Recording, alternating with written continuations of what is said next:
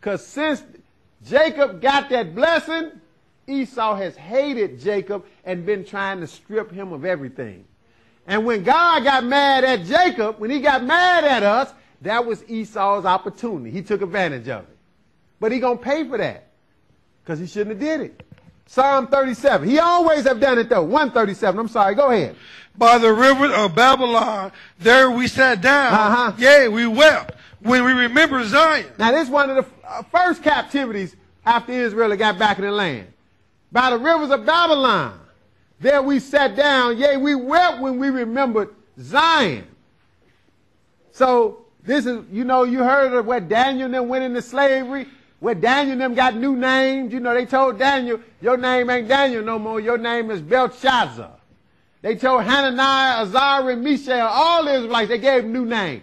They told them they named not Hananiah, Azariah, and Mishael, they named Shadrach, Meshach, and Abednego.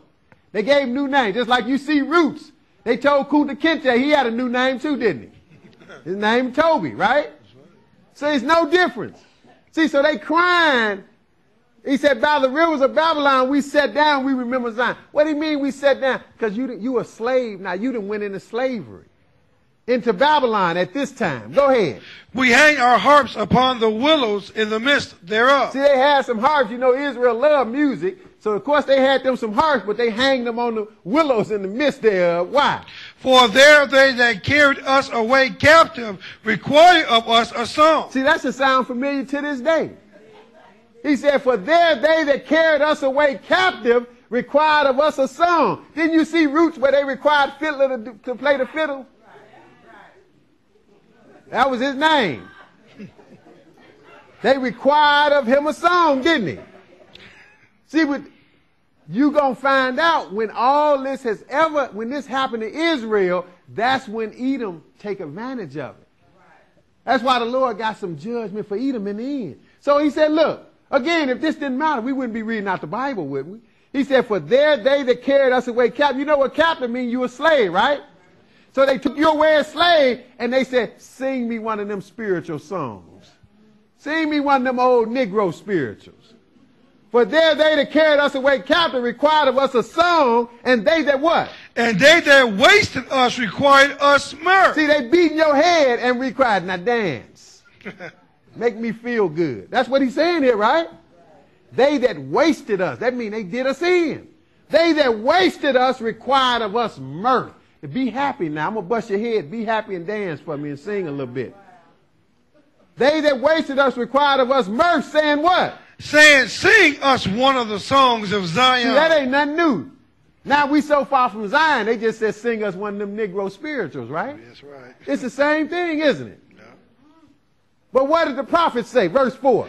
How shall we sing the Lord's song in a strange land? You see, he said, look, how can we do that in a strange land? We in a strange land. Go ahead.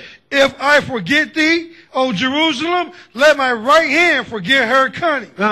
If I do not remember thee, let my tongue cleave to the root of my mouth. Now, again, all this stuff we're reading about, we ain't saw it happen to the people that call themselves Jews.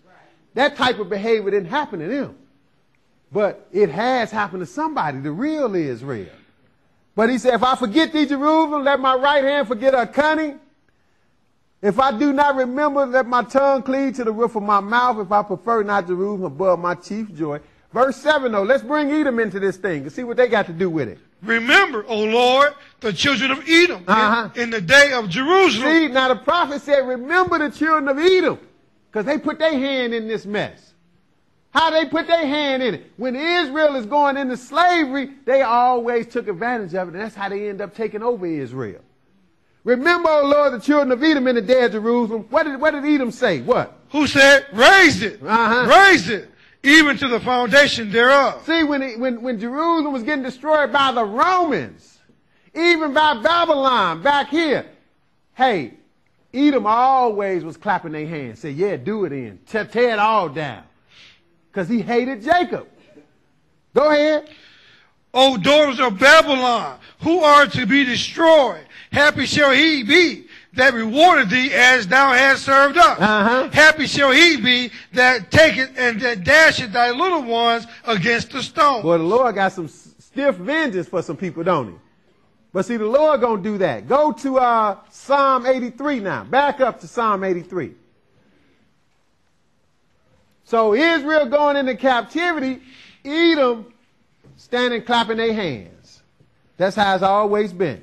See, we're going to see Esau's hatred against Jacob. It's going to get clear and clear. See, we just wanted to set the stage where you know that there is an Esau and there is a Jacob, and how close they have been since birth.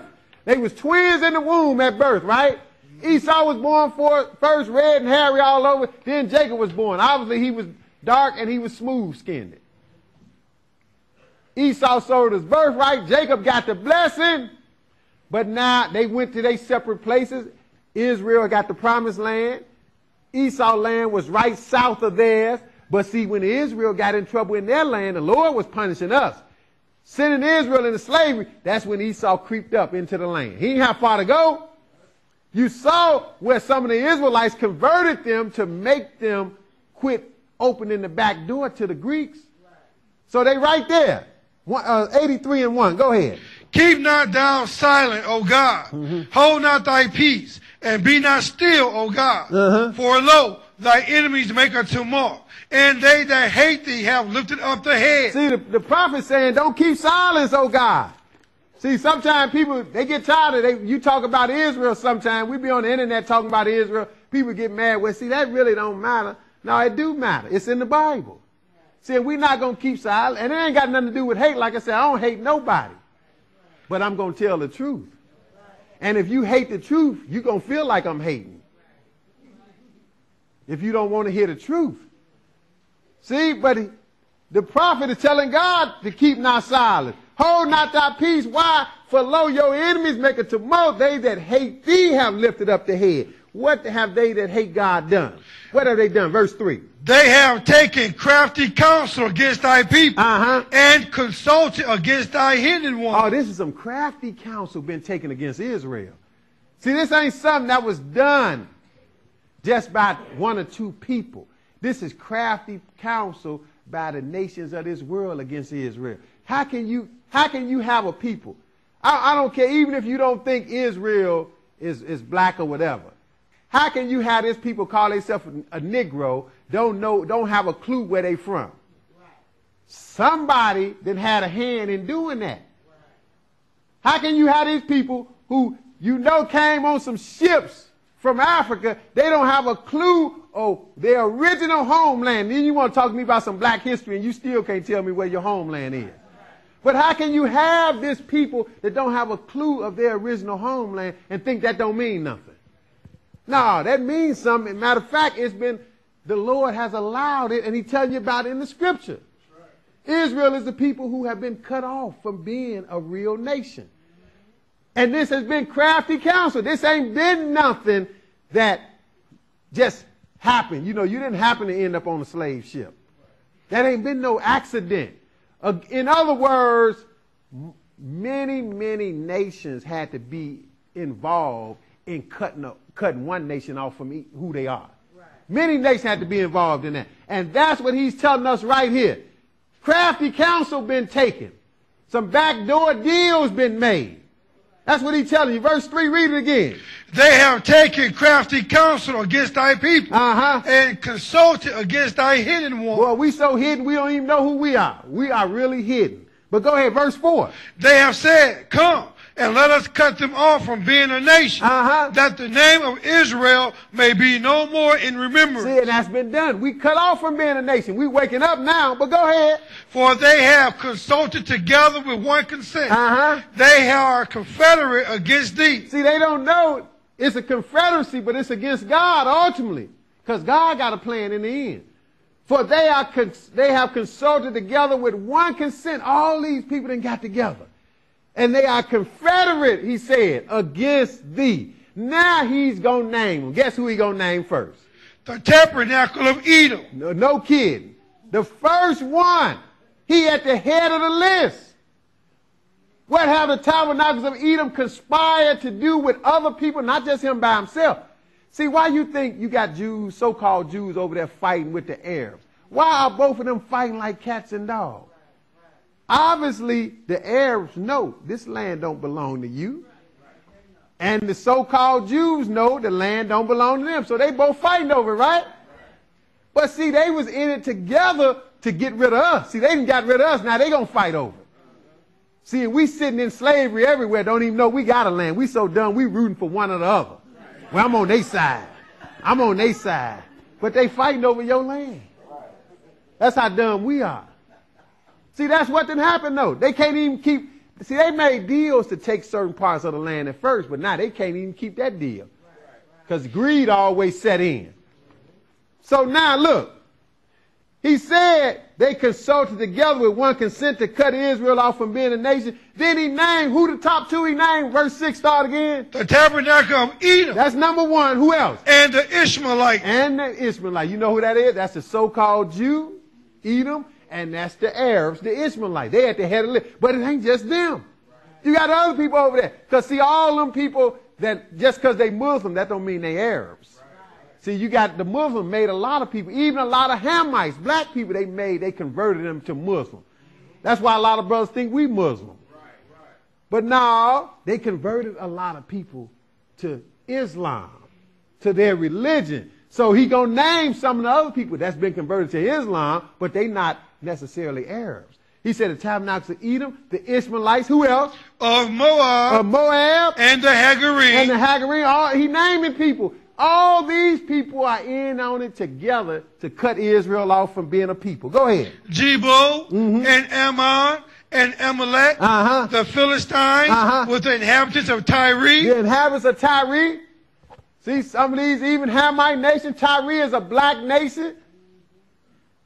We're going to get to them further. Go ahead. Ashur also is joined with them. They have holpen the children of Lot, Selah. Go ahead. Do unto them as unto the Midianites, as to Syria, as to Jabin, as to Brook Kishon, which perisheth in Endor. They become as dung for the earth. Make their nobles like Oreb and like Zebed. Yea, all the princes of Zebah and of Zalmunna, who said, let us take to ourselves the houses of God in possession. See, and that's the ultimate thing. They take it to themselves the house of God in possession. Now, let's go further. Go to Joel 3. We're going to see the conspiracy deepens.